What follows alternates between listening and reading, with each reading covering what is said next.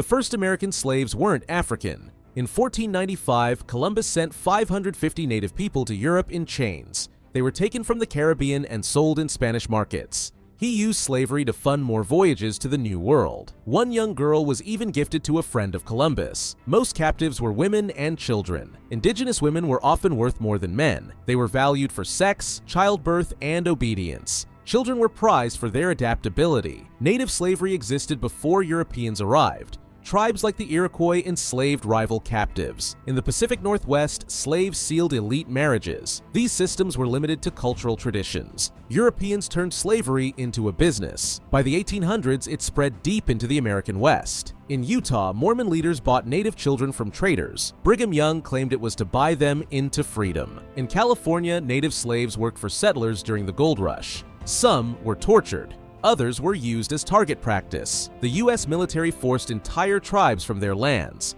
The Navajos' deadly march became known as the Long Walk. Mexico banned slavery, but it didn't disappear. Landowners claimed they were buying debts, not people. In reality, the debt was never paid off. It kept native families trapped for life. This system lasted over 400 years. Captives were removed from their home regions. They couldn't leave their workplace.